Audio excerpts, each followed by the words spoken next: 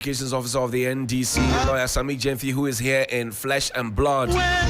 Sam, good morning. Thank you very much for your time. Happy New Year is in order, right? I haven't seen you this year. Happy New Year to you. That's true. Great. Many happy returns, my brother. You look very well. The economy is doing good for you. It's rather the opposite. Well, we look good by the grace of God, by the sheer grace and mercies of God. But you and I know the reality of the Ghanaian economy today. It is an economy in tatters, an economy in bankruptcy, an economy in a total mess, an economy that has failed under the leadership of the failed and clueless driver's mate, Alhaji Bawumia, who is the chairman of the economic management team, and which has led to untold hardships on the vast majority of the Ghanaian people today. So that is the reality. But I mean, once we have life, we have hope. We know that we are in the election year 2024. 7th December is very close.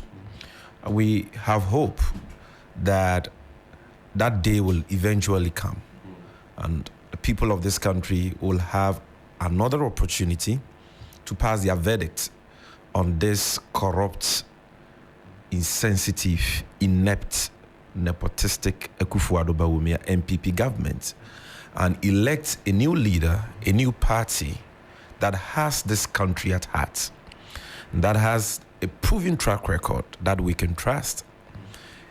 I'm very convinced that the good people of this country will elect a leader they can trust, a leader who has the vision, the policies to stop the economic decline, transform this economy, and restore the nation back on the path of true development and progress, which has been missing in our national affairs in the last 7 to 8 years. So that is where we stand. But I'm happy to see you. Happy to see you. And even though we've not met in a long time, I must say that I've been following keenly your activities, your work.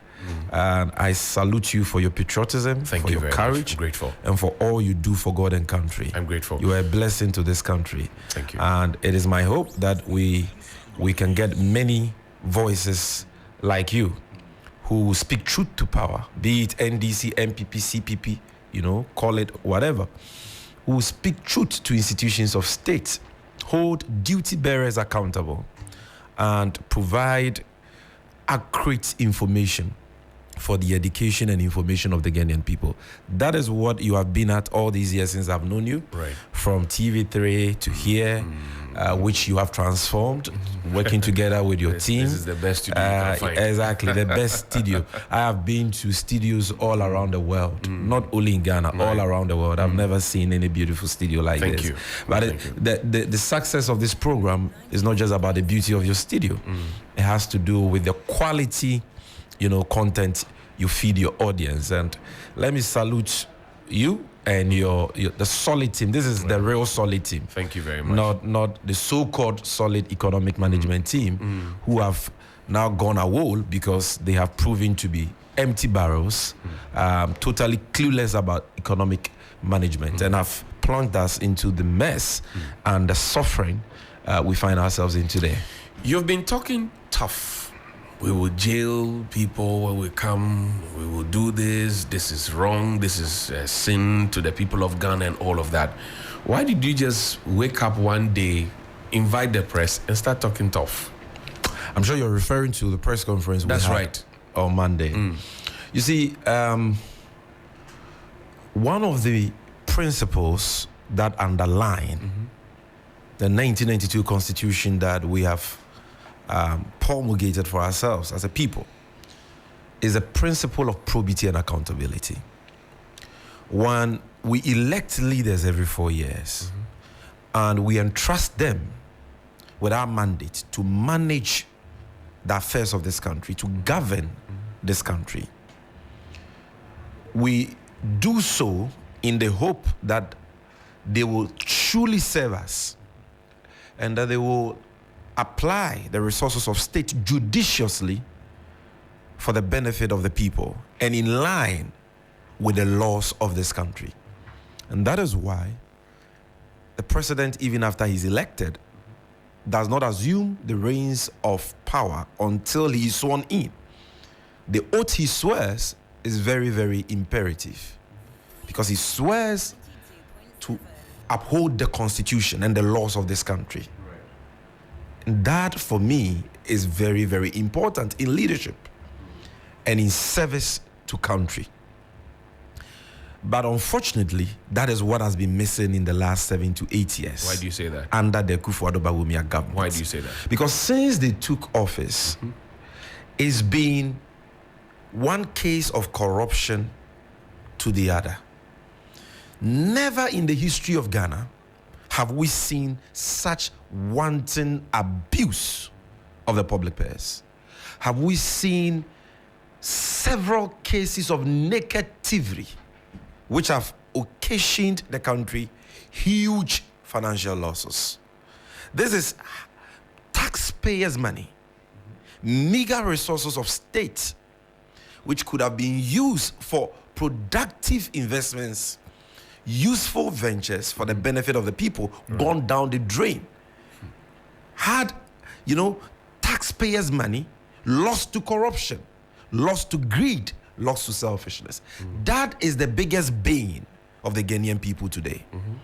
Now, let me zoom in into this latest, twist to the Japan scandal, which we spoke to on Monday. The $12 million. The $12 million expenditure on a scam that never saw the light of day, a scam that never materialized, a scam that never crystallized, owing to the vigilance of the Ghanaian people, owing to the vigilance of the opposition NDC, owing to the vigilance of civil society, and owing to the vigilance and the work of the Office of Special Prosecutor.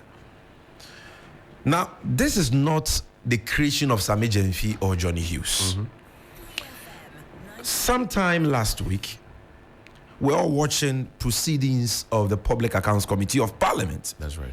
When the CEO of the Minerals Income Investment Fund, called MIF, appeared before the committee. This was in relation to the 2020 or 2022 Auditor General's report. That's right. Now, in the course of the probe, the CEO was asked by the chairman of the committee, Honorable James Aveji, Right. to tell the nation whether any public funds have been expended on the botched Ejapa deal. That's right. Because we all know that the deal was aborted. The deal today is dead under the altar. It cannot be revived because the Ghanaian people will not have none of that. The government says they are repackaging it to bring it. We will come to that. But at least we know that the deal was not implemented. As we speak. And so the chairman, in the interest of the public, wanted to know if any expenditures had been made on this deal. Right. Now, to our shock and total dismay, we were told by this CEO, one Edward Nanaya Kranting, Right. that a staggering, a colossal amount of $12 million, which today is equivalent to 153 million Ghana cedis, also equivalent to a colossal 1.5 trillion old Ghana cedis, has been expended on the aborted Ejapa scam. This is what has outraged the nation. This is what has scandalized the NDC. This is what has, outraged all of us who have this nation at heart. Because it is totally unacceptable, totally untenable. In fact, it is the height of cruelty for our government in this time of hardships, and at the time we were battling the dreaded COVID-19 pandemic, and we're struggling to even get money to buy PPEs to protect frontline health workers. We're struggling to get money to buy vaccines to protect our citizenry. It is the height of cruelty that at that time the government decided to waste, to misappropriate this colossal amount on a fraudulent deal which never saw the light of day. Look, maybe to put this issue in the right perspective is important for us to give a certain background. Right. What was this whole Ejapa thing about? It had nothing to do with Ejapa. This was a clear Ejaboni deal cooked by certain elements in the ruling New Patriotic Party and the Akufo-Addo Bawumia government to appropriate for themselves our mineral royalties as a country. But we're told that they were doing that for us. No, so what was the deal about? Tell me. What do you know? As a country, we are a blessed nation. And one of the things we are blessed with are natural resources like gold, like bauxite, and so on.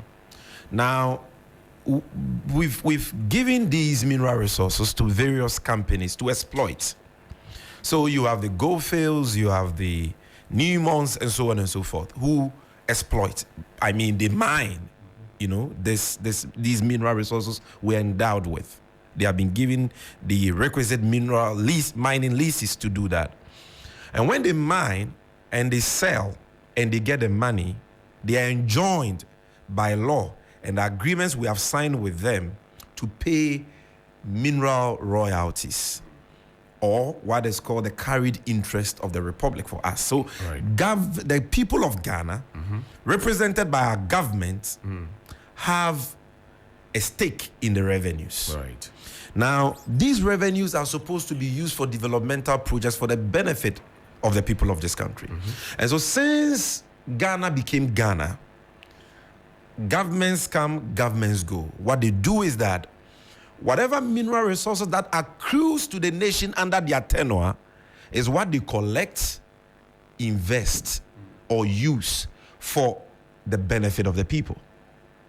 Now, for the first time in the history of this country, we get a bunch of people, the MPP, who, after being in office for close to 4 years and collecting their share of our mineral revenue for and on behalf of the Ghanaian people, investing it and so on, they come to tell us that, look, we are not getting enough from our mineral revenue. So what we want to do is we want to calculate or project the total mineral revenue that Ghana is entitled to in the next 15 years and over. So we want to do a projection that, given the mineral resources we're endowed with, the gold, the bauxite, the manganese, in the next 15 years, what is the total revenue that will accrue to Ghana? But bear in mind that these are mineral deposits that have not even been mined. They are in the ground. Yet this group of people who are leading us, Akufo-Addo Bawumia and co, says, we want to project how much revenue the country will get from this in the next 15 years and over. And even before we mine the mineral, we are going to use that projected revenue we expect to get over the next 15 years and over as collateral to go for a loan on the financial markets. So they sit down and they do their own calculation. And they say that based on our calculation, Ghana is supposed to get $500 million from our mineral revenues in the next 15 years. Imani does his analysis, led by a very knowledgeable young man I respect a lot. I don't know if I can even call him a young man, Mr. Bryce Simmons, and Mr. Franklin Kujo. He's a young man. All right. And it turns out that our mineral revenue for the next 15 years is nowhere close to that $500 million. It's way more than that. Way more than that. More than $1 billion and over.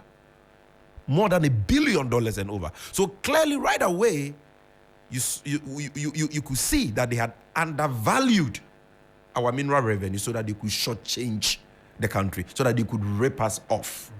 So they undervalued the mineral royalties based on their own warped projections. And then they say that they want to use that undervalued projection of $500 million to go to the capital market and take a loan of $500 million and spend the money today under Akufo-Addo and Bawumia, they will spend the money.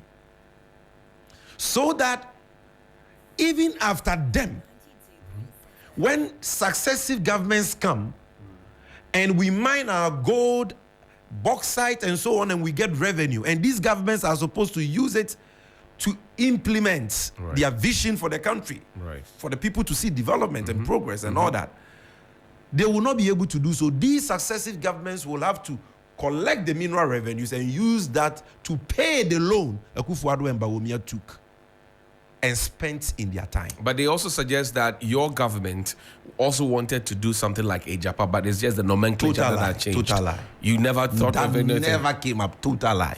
That never came up. So this is what we call sheer wickedness. These are not people who are only interested in stealing from today, the generation of today. They also want to steal future revenues and deprive future generations, future governments of that revenue for critical development. So all the monies they borrowed in their time is not enough. They want to do what, when we're young, we used to call carry forward. Right. So the money that they have, in mathematics, the gold we have not mined, they are virtually saying we are selling our stake today. We are borrowing against that. We will spend the money today. For the next 15 years, any money you get, go and use it to pay a debt. Are you saying there was nothing good about Ejapa? Nothing good. A total scam, which was cooked, like I said, for the sole purpose of appropriating the mineral royalties. But they had, and that is what I've broken down for you. And you see, how were they going to even implement this, corrupt idea? This scam, how are they going to implement it? So they decide to set up. You call it a scam? Oh, yes. They decide to set up a company. And they say that this company will be a special purpose vehicle for monetizing the future mineral revenues of the country. Right.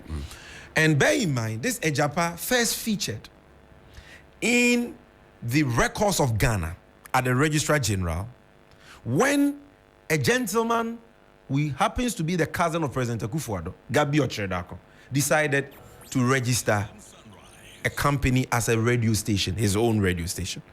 So when he was establishing his radio station, the name he chose was Ejapa Radio. Right.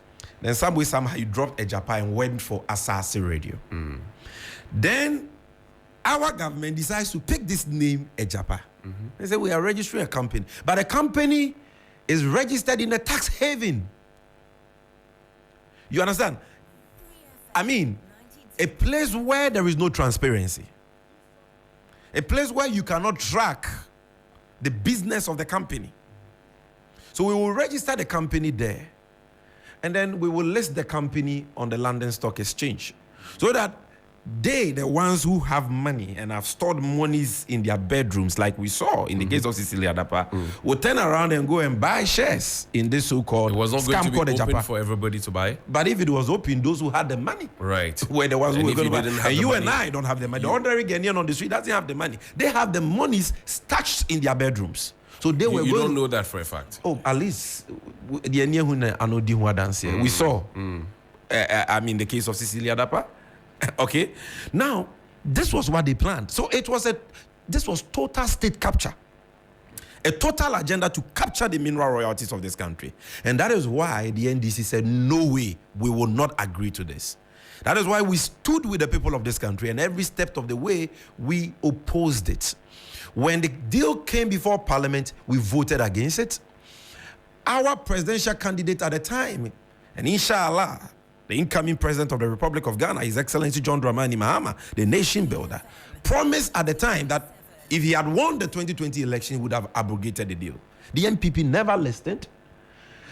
All the civil society organizations in this country, from PIAC to Ghana Integrity Initiative to ISODEC to ASEPA to ASEP to Imani, kicked against this deal. They said it was inimical to the national interest and that our mineral revenues had been undervalued, and we were not getting value for money and so on. The government simply didn't listen because they were hell-bent on fleecing the state. Now, I remember a tweet by Gabi Ochredako that said that there's a combined 80-year experience of Charles Edubuahin, Yasafo Mafo, and Ken Oforiatta and all of that put together that was unparalleled. And so this was going to be the best thing, and you can't just wish it away with words. You remember that, right? All that, you see, when somebody wants to steal from you, they will, to carry favor with you, they will tell you everything you want to hear. They will tell you anything that will make you happy. Anything that will make you think that they have your interest at heart, when the opposite is the case. So that is what they were doing. All that was part of their tricks. It was part of their lies to deceive the Ghanaian people, as though what they intended to do through Ejapa was right, when it was a total rip-off, a total scam, as I have explained to you. So we all kicked against it. And I want to salute civil society for the human job they did, working hand in hand with the opposition. Now, the government, very characteristic of them, managed to get their complicit members of parliament to bulldoze the deal through. Fortunately for us, and this is the most important part, part of the whole story, Martin Amidu, then special prosecutor, took up the matter. Right. And conducted what he called a corruption risk assessment. Right. And when he published the report, we were all scandalized by the details. Not only did the report corroborate our long-standing position as a party and the position that civil society organization had taken, but the report revealed many other startling things. For example? That there was procurement rigging in the whole transaction. And that data bank, which belongs to the finance minister, owned by the finance minister at the time, Ken Ofori-Atta, and cousin to President Akufo-Addo, who was not even part of the initial arrangement, had been smuggled into the process. They, together with their foreign partners called Imana. And he exposed that procurement rigging, meaning that the whole deal and the mandate agreement which arose from same were void on grounds of illegality, because it violated the public procurement law according to the Office of Special Prosecutor established by this same government. Then the finance minister, the Office of Special Prosecutor told us again in this report that the deal was also fraught with many statutory breaches. Right. And that because of the foreign component of the deal, it had to go to Parliament for approval. At the time, it had not gone to Parliament for approval.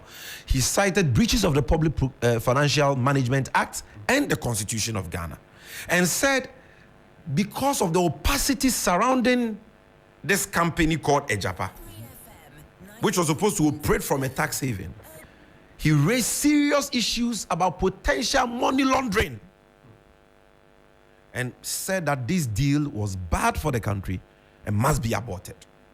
Now, this report of the Office of Special Prosecutor, coupled with sustained pressure from the NDC and civil society and the media, was what eventually compelled President Akufo-Addo to drop the deal. Because he saw defeat coming. He saw that if he had insisted on pursuing the deal, the people of this country were going to protest by voting against the NPP in 2020. Elections were close, so he did the politically convenient thing and said, okay, I am suspending this deal pending the 2020 elections. Was Ejapa cooked on the basis of law, on the altar of law, for example, that it satisfied all the legal prerequisites, composite laws? If the deal was fraught with procurement breaches, procurement rigging, statutory breaches, then it could not have been built on the altar of law. One of the things that Martin Amidu said was that we had signed a deal on a non-existent law. Exactly. That the president has signed. And that you cannot put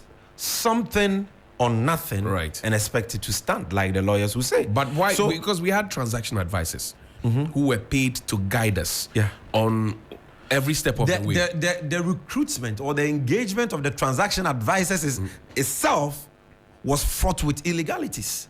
Because like I said, the transaction advisor, in this case, Data Bank and their foreign partners, were not even part of the bid. They were smuggled into the whole process through the back door against the law, according to the Office of Special Prosecutor. So the whole thing was so messy, so dirty, so scandalous, so unlawful, that they had to be stopped. And the president had no option than to stop it. So he said, we are not proceeding any further.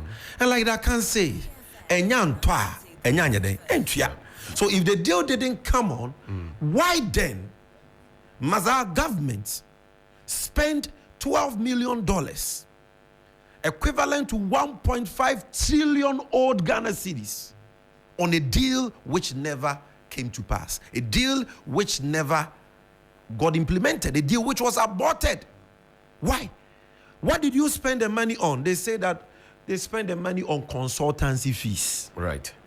Which consultants? And processes. Consultancy fees, rental of office space, and processes leading to the listing of that scam called Ejapa on the London Stock Exchange. Now, tell me, who spends $12 million on rental of office accommodation? Who spends $12 million paying consultants for no work done? What work did those consultants do that we can say that this is the work they did for the country? This is the value they provided. This is the benefit the country derived from. What work did they do? What work did these so-called consultants who were engaged illegally do? Here I'm talking about Data Bank belonging to Ken Oforiatta. I'm talking about African Legal Associates belonging to Gabi Ochredako, another cousin of President Akufo-Addo. I'm talking about Ben Chelenchil belonging, with Esan Koma at the helm of affairs. Right. What was the basis of the engagement in the first place? And what work did they do to merit that kind of payment? You think we're if the deal did not go through, if the deal was aborted, then number one, any monies paid to these entities must be refunded to the state, because this You're country... asking for a refund, seriously? Listen, a retrieval. Refund is even weak. A retrieval. Because they have not provided any value.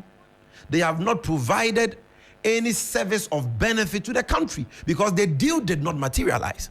Number two, they can't also say that, okay, we had a contract with government, so we did our work. So even if the deal didn't go through, we've done our work. Because illegality is a vitiating factor. Right. If the agreement which engage White and Case and their local, partners, African Legal Associate, Bensi Enchel and all that, is illegal according to the Office of Special Prosecutor. And if the engagement of Data Bank and the other transaction advisors was illegal according to the Office of Special Prosecutor, then you cannot make payments under an illegal contract. That's right. It's the same as what they said about the Woyome, Waterville, Isophoton cases. In those cases, in the Woyome case, for example, it wasn't that anybody stole money. Somebody says that I had a contract with government. I did work for government by helping government raise money for certain projects. And so I'm entitled to certain fees based on those contracts. The person was paid. And then somebody goes to the Supreme Court, and the Supreme Court says, okay, we are not saying that the person didn't work. We are saying that the agreement which engaged that person to do that work was an international business transaction. And therefore, should have gone to Parliament for approval. That's right. Because it was not approved by Parliament, that agreement is unconstitutional and therefore null and void and of no effect. And therefore, you cannot make any valid payment under an unconstitutional agreement. That's right. And so any monies made to that person should be retrieved. It's not because the person stole any money. That's right. That was what that whole case was about. To get because it didn't get parliamentary approval. Right. So you cannot put something on nothing and expect it to stand. If the agreement is void, no payments can be. In that case, the money was only 51 million cedis. You remember? I remember. And people compose songs in this country based on that. What song? But it was under us. You remember? Yes. It was under us that we started prosecuting this person, only for the High Court and the Court of Appeal to acquit and discharge him. But you paid monies that you were not supposed to pay to Woyome. Under the NDC-1 administration, according to the Supreme Court. That's right. And we started the processes of retrieving it, not because the person had not worked, but because the Supreme Court says the agreement on the basis of which he did his work required parliamentary approval. That's right. And because he did not get that parliamentary approval, then the person cannot be paid. And so if he has been paid, the money should be retrieved. Now, in much the same way, or in similar vein, if the word of the Office of Special Prosecutor is anything to go by, and the MPP cannot resile from this because they established the office, and the president told us the kind of confidence he has in the first Special Prosecutor, Martin Amidu. And if you look at the findings, these are watertight, well-grounded findings. So far, nobody has been able to assail those findings. And so we are right to rely on those findings and say that the mandate agreement on the basis of which all these so-called transaction advisors and how do you call them, lawyers and all that were engaged were illegal, and therefore Any payments to them must be retrieved from the state. Look, this matter cannot be treated as business. How are you going to do that? Look, this is a clear case of willfully causing financial loss to the states. This is clear crime. This is plain thievery. How to retrieve the money is simple. Tell me. Conduct a public, transparent, televised probe.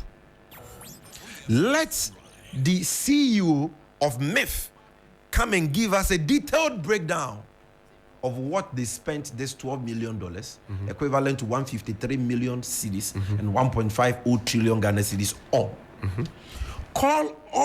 Summon all the beneficiaries of those payments, those illegal payments, and ascertain the legal basis of the payments which were made to them. Right. You will find none. Ascertain whether they did any work of value or benefit to the Ghanaian people, and you will find none. And on the basis of that, use the law enforcement agencies to retrieve those monies. If they don't pay, go after their properties. But beyond that, put those culpable before courts of competent jurisdiction for them to be prosecuted, convicted, and sentenced to jail to serve as a deterrence to others. That when you are given the opportunity to serve the nation, you are not given the right to steal from the people. Is this a pledge you are making on behalf of the NDC? You are given the responsibility to manage state resources judiciously. Is this a pledge you are making on behalf of the NDC? With the full blessing and approval of the flag bearer and leader of the NDC, by the grace of God, the incoming president of Ghana, His Excellency John Dramani Mahama, right, who says I should tell the nation that this is one of the first investigations, one of the first actions that his government would take after assuming office on 7 January 2025.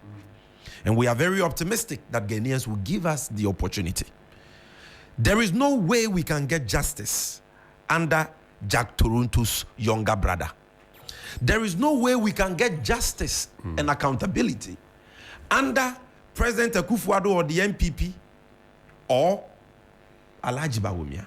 Because Alhaji Bawumia himself is an accomplice of the corrupt schemes of this government. He is himself corrupt and has engaged in many acts of corruption.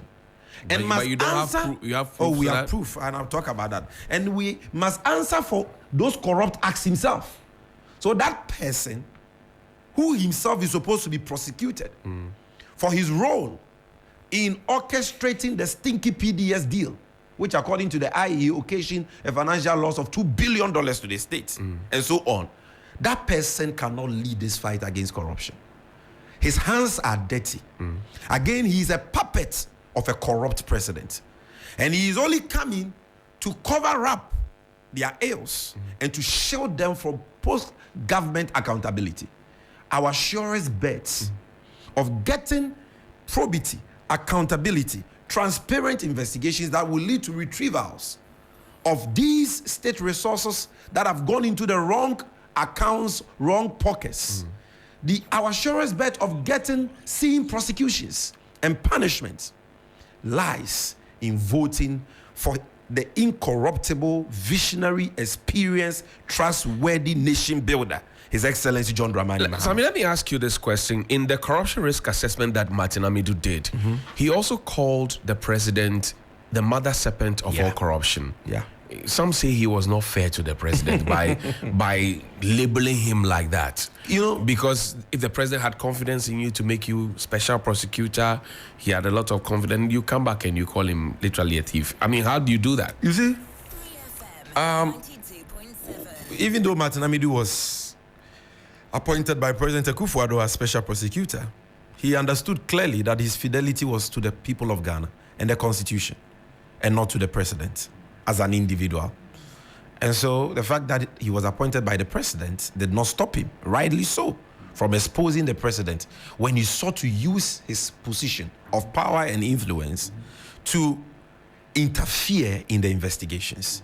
Because according to Martin Amidu, the president did everything under the sun to prevent the publication of the report, the corruption risk assessment report he put out.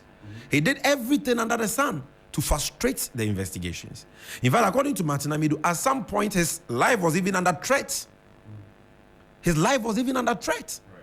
Okay, so it was because of that interference by the president who came into office on the back of a promise to protect the public purse, on the back of a promise that he was too old to steal our money, on the back of a promise to fight corruption. It was that disappointment which led Martin Amidu to describe him as the mother serpent of corruption. You know how the serpent behaves? I don't know. Tell me. Oh, the serpent is a very deceptive animal. And that is why, of all the animals in the Garden of Eden, it was a serpent the devil decided to use to deceive the woman Eve to eat of the forbidden fruit. And so Martin Amidu just likened President Akufo-Addo to that serpent, that corny scammer of an animal called the serpent. He pretends, here I'm talking about President Akufo-Addo, not to be corrupt. He pretends to be too old to steal our money, yet he is the main man behind all the shady deals, behind all the crafty and sleazy deals which have plagued this nation in the last 7 to 8 years. And like I said, have occasioned huge financial losses to the state. So he was right in describing him as the mother serpent of corruption. But how then do you expect the baby serpent of corruption, who is Alhaji Bawumia? He's a baby serpent. Yes. Okay. To prosecute the mother serpent of corruption. Today, hasn't Bawumia named Akufo-Addo as one of his campaign advisors? It's a party that did. Not No. The campaign team was set up by Bawumia. The party only announced it. And the advisors of Bawumia, number one, President Akufo-Addo. How can Bawumia now perish that thought, and decide to prosecute or to hold his advisor accountable? Can that work? But he's not there alone. There's Chairman Freddie But at the end of the day, there's President number one, Akufo-Addo. So you can see that Jack Toronto and his junior brother, they are like Siamese twins. Siamese twins. He's the one advising him. He's the one telling Alhaji Bawumia, do this, do that. How can Bawumia come and say, Akufo-Addo, you gave John Mohammed's duty-free shop, the one he built for Ghana, at Terminal 3 at Kotoka International Airport, to your daughter? I'm taking it back. Can Bawumia say that? Can Bawumia say that he is taking the CIP lounge at Kotoka, which John Mahama built for Ghana, which Akufo-Addo has given to his family and friends, Sarah Tuata and Co, Femi Adetola, wife of Asante Bedietu and Co? Can Bawumia say, I'm taking it from you and I'm giving it to the Republic? Are they not paying for the space? But how did they get it in the first place? Did they bid for it in a competitive process? Or because of their close proximity to the president, they just took over it? Are they even paying commercially competitive fees to the Ghana Airport Company? Why? Are they the only people who can manage those facilities? Can Bawumia take that from Akufo-Addo? He can't, because Akufo-Addo will remind him that, Mahmoud, remember, I made your brother-in-law, who was not even an MPP member, Deputy Director of NADBO, Abu Ramadan. Deputy Director General. Right. I made your father-in-law, Alhaji Ahmed Ramadan, I made him the ambassador to the United Arab Emirates, even though he was not an MPP member, former national chairman, PNC. I made your black sister CEO of the Northern Development Authority, and until recently, Minister for Gender. Right. Haji Alariba. I made your blood brother, Alhaji Mumuni, I made him technical advisor to the Minister for Interior, even though that position never existed. I created it for you, Bawumia. I have ensured that your brother's companies are awarded contracts based on sole sourcing. Cocoa Road contracts, left, right, center. Who come there? Abraham Bawumia and the wife. Awarded contract based on sole sourcing. It's a whole expose that we will do. We'll hold a press conference on this. I see. You understand? So, because Bawumia himself is part of the rot, his hands are dirty. And his master, his boss, his senior brother, and now advisor is Akufo-Addo. He can never win himself off the influence of the mother serpent. You clearly are scared of the NPP's NPP's campaign team. The venerable Joyce Ayi is I'm there. very scared of them. They're scared that they will win you. No, I'm scared of them. That what? Because Dr. Anyas is there. they are too corrupt. That if you allow them anywhere close to the seat of government again, we will not have any nation called Ghana in the next 4 years. The MPP's campaign team that has recently been constituted. Break it down for me. I will deconstruct the team for you, Right. but let me just stay focused on this and wrap it up. Then I can come to the so-called campaign team. So that is the issue. This cannot be business as usual. We want to see retrievals of these funds. We want to see prosecutions. We want to see punishment. Johnny, we are talking about 153 million cedis. Not 15 million cedis. Not 50 million cedis. Not 100 million cedis. 153 million cedis. Do you know what this gargantuan money can do in Ghana's bankrupt economy today? Do you know? You have been at the forefront of the advocacy against many, many problems that Ghanaians are facing in their communities and so on. Advocating for government to act. Not too long ago, you broke the Kolebu the renal dialysis, issue. When the Kolebu hospital decided to illegally increase the cost of dialysis. That's right. And at some point, had to even shut down the renal unit. For many months, the renal unit of our largest teaching hospital was shut down. Why? Because the government says that they didn't have money to clear its indebtedness to Kolebu. Its indebtedness worth only 4 million cedis. 4 million cedis. This is what pains me. This is what sometimes makes me feel like crying for Ghana. This is why when I sleep, I can't close my eyes. That you cannot afford. Akufo-Addo and Bawumia says they don't have 4 million cedis to pay their debt at the renal unit at Kolebu, which then leads to the shutdown of the renal unit and the avoidable debts, the painful debts of 19 of our citizens. 19 people died for nothing because of 4 million cedis. And yet you can spend 153 million cedis on nothing. On a scam that never materialized, on a scam that never benefited the country. Sammy, we have to make progress. We don't have too much time. Johnny. No, just 2 minutes to tell you what this money could have done. Look, today in Ghana, go to our hospitals and go and see sick people lying on bare floors. Go to our hospitals and go and see the state of oxygen machines, even for the few facilities which have such equipment. Many don't have. Go and see pregnant women lying on bare floors. Go to our schools. Even in Wege, a school like Wege, we are told that children today are sleeping on bare floors because there are no beds. Students are still schooling under trees. People are drinking water from streams that look like chocolates today in Ghana. People have woke up today, this morning, when they don't know where the next meal will come from. National service personnel have worked for 4 months without any pay. That small allowance of less than 1,000 Ghana cedis, the government says it doesn't have money to pay. The government of Akufo-Addo and Bawumia. Today, NAPCO beneficiaries who worked for this country are owed the allowance of 700 Ghana cedis for more than 9 months and are still sitting home after they were promised permanent employment. We are a country in bankruptcy, a country that cannot even pay its debts. I think your point is people are suffering. And then you take, Johnny, you take this humongous money, $12 million, 1.5 trillion OCDs, and you waste it like that. And you want us to keep quiet? You want all of us to be accomplices to this cover up? No way. This is the time to stand to be counted. Johnny, and it is about time we revisited these issues. I know you are doing a yeoman's job. You know what they're expecting? They're expecting us to talk about this matter for a week and stop, but we will not stop. You won't? We will demonstrate on this matter, demanding our money. But you stopped talking about the 52 million that was transferred from the GCB account. You remember that? You stopped talking about that. This is the election year. You see, you must sometimes appreciate the handicap of the opposition. What is when the you handicap? have the most corrupt government in the history of Ghana, reigning and misgoverning the country. And every day there is one scandal after the other. Sometimes you even lose count.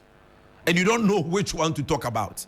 But in this year, we are going to have different platforms. Very soon, we'll be launching a platform called NDC 360. I see. On this NDC 360, which will be airing on various social media pages and also on traditional television networks every Saturday, 7 to 9 p.m. We'll be dealing with most of these scandals and we'll be reminding Ghanaians and we'll be demanding accountability. We'll be demanding action in the interest of the Republic of Ghana, because this is the only country we have.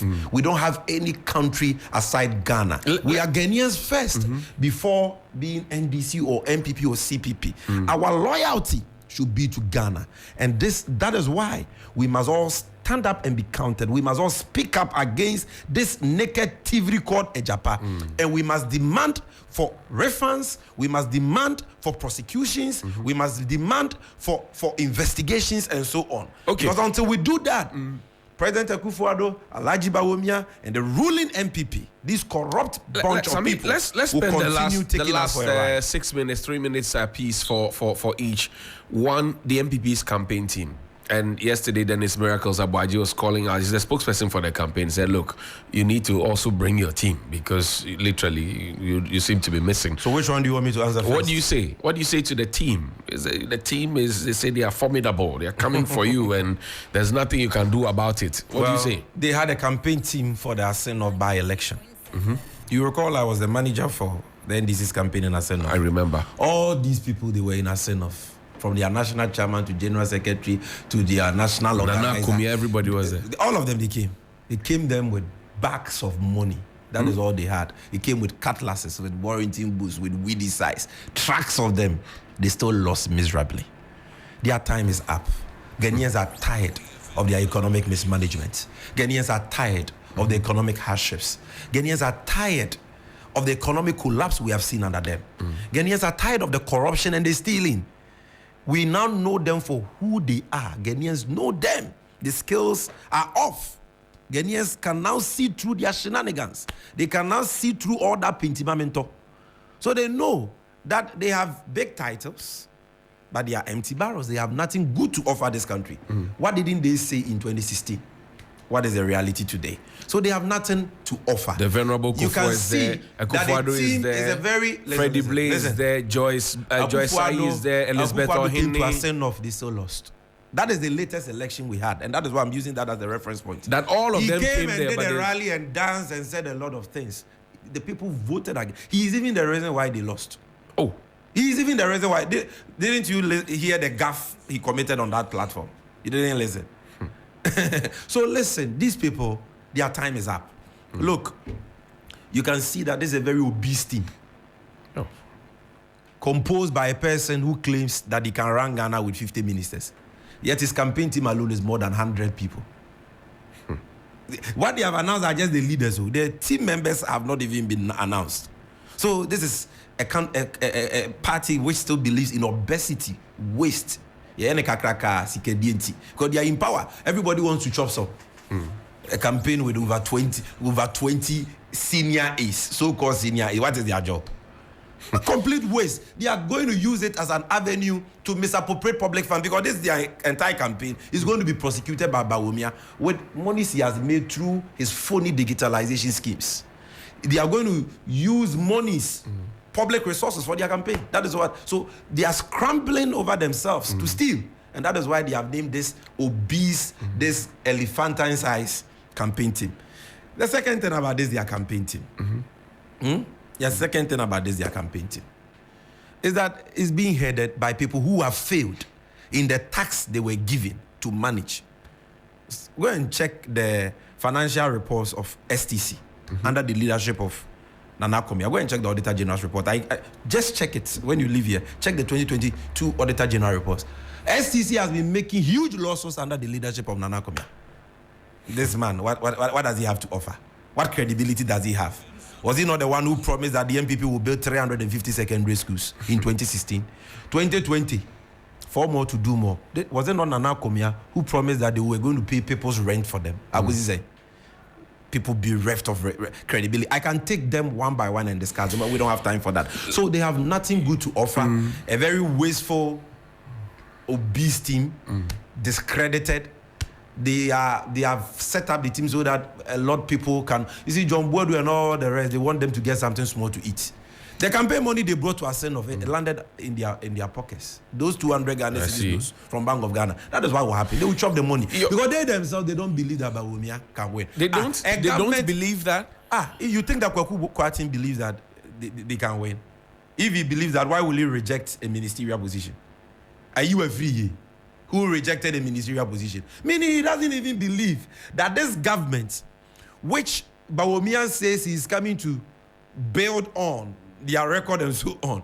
He believes that they have failed. That is why they, members of parliament of the NPP, can even reject ministerial positions because they know the ship is sinking. They are only joining the campaign team because of what they can do. Your 24-hour economy has been questioned on social media. And by the way, before we go there, let me tell them that we, the NDC, we don't believe in the talking plenty.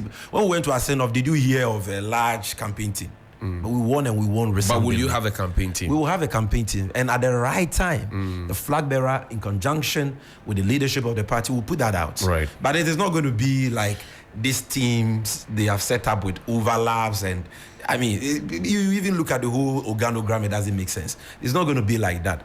We are interested in the job. The fact that you've not heard us announce the team doesn't mean we are not on the ground. The work is on the ground. And we are working on the ground. And if elections are held today, I can tell you that the NDC and John Mahama will win it one touch. And they themselves know it. The polls say so, and Ghanaians know it. Let's wrap up with your 24-hour economy. I'm sorry you're seeing on social media people say, 24-hour economy doesn't mean anything. Explain what the 24-hour economy means. You have nothing to say. If you want to make an NDC communicator angry, just say, explain 24-hour economy to me. And you've seen that on social media, I'm sure. This 24-hour economy, what kind of animal is it? Listen, to kick against the 24-hour economy is tantamount to kicking your bare feet against a concrete wall. You don't hurt the concrete wall, you hurt your leg, you hurt yourself. And that is why that is what the New Patriotic Party is doing to themselves. Let me put on record here, on this platform that churns out nothing but the truth. Right. That all the flyers in circulation with the pictures of our national chairman, Johnson Asiedu Nketia, Joyce Muktari, Bauer, spokesperson to John Mahama, Kwaku Boahen, Joseph Yamin, Felix Ofosu-Kwakye, with various quotations as attributed to them on the 24-hour economy, are all fake news. They are? Fake news. Fake news. Uttered, cooked from the stables of the New Patriotic Party. They are the ones behind it. They just use your picture, they design a flyer, and then they put something there that you have said this when you have not said that. And they know people are gullible. They know the unsuspecting public there can believe that, and so they are spreading it. I've issued a disclaimer formally on this. It is on my Facebook wall. The media has published it. And so I am serving this notice that people should be on alert for fake news. And you are going to see a lot of this fake news. Because MPP4, the anthem is, if you cannot do it, if you cannot be the player, confuse them. So they know they cannot discredit. If you miss the ball, don't miss the man. Okay. So they know they cannot discredit 24-hour economy. But have you explained the 24-hour economy well enough? This is the first time that a political party will publish answers to frequently asked questions about this policy. Tell me when it has ever been done in this country.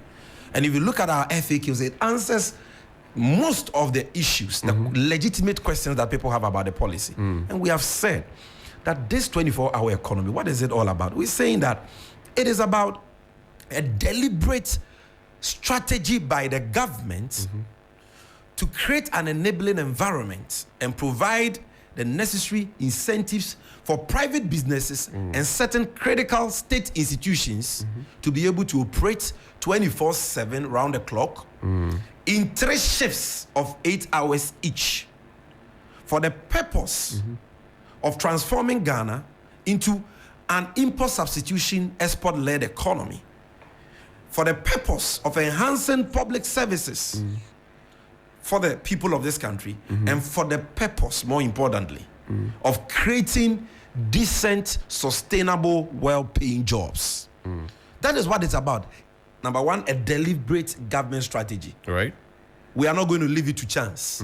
Like Bawumia has said, if you want, operate 24/7. If you want, don't do. No, this is a deliberate strategy. That like you would it do. pertains in Sydney, like it pertains in the United Kingdom, where there is a deliberate strategy to encourage businesses and government institutions to operate 24/7. And you are not just going to operate 24/7, you are going to operate 3 shifts. If somebody is going to work more than 8 hours beyond one shift, you are going to pay overtime, which will be more expensive than the regular pay you pay the person per hour. You understand? So by creating these multiple shifts, you are enhancing productivity and efficiency, because the times that these businesses will not be working now, they are working and they are producing more. Not only for the domestic, to meet domestic demand or for import substitution, but also for exports. But questions about security have been raised. We have Questions addressed about- that. Questions about how to formalize the economy so that We they have can addressed all accommodate that. this. We have Transport addressed- system. You go to my Instagram page, Facebook page, Twitter page, you will see the answers to the frequently asked questions. We have said that we are going to have a special security architecture for this, made up of the state security agencies and private security companies. And we are going to recruit young people to be part of this security architecture to provide security for the various business districts and for companies that were signed onto the 24-hour economy policy. And we have said that to motivate these companies, we are going to give them cheaper electricity through what we call the time of use tariffs. So they will have special meters, time of use meters. It pertains in other advanced jurisdictions, calibrated to charge them a cheaper rate for power they consume in the night of peak hours. That is what we do. And on the issues of demand, we have said that we are going to stimulate demand by using the procurement power of the government.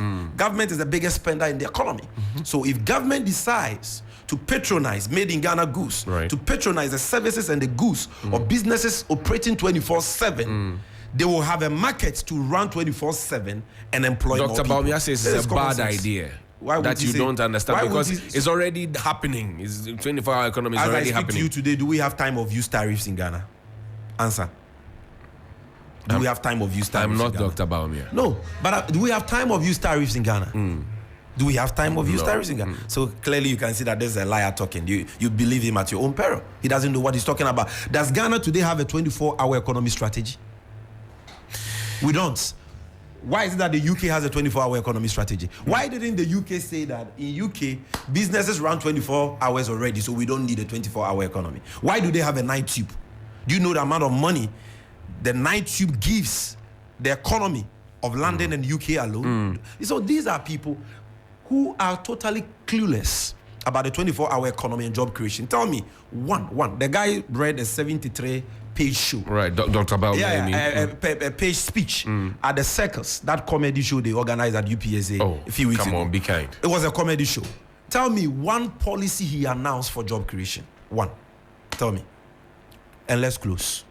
Then on that note, No, Johnny. On that note, tell we are me. closing. Why It was a 73-page speech. Tell me one cogent policy or strategy by Bawumia to create decent, well-paying jobs. Tell me. You see, you can't even remember any, because the man is bankrupt in when he ideas. formalizes the economy, jobs The will be man, created. Bawumia, is bankrupt in ideas, Digitalize the and economy, rich will create in jobs. lies. Bankrupt in ideas, rich in lies. Bankrupt in solutions, rich in deception. That is Bawumia for you. Sammy Gyamfi, I thank you very much indeed for your time. He's the National Thanks for Communications having me. Officer of the NDC, and we will upload the full version of this conversation on our Facebook page and also on our YouTube and Instagram and X page, because earlier the stream had gone up. But thanks to all the 2.7K people who have stayed with us right from start to finish. We appreciate your viewership. We have a Gobe Festival on the 16th of March.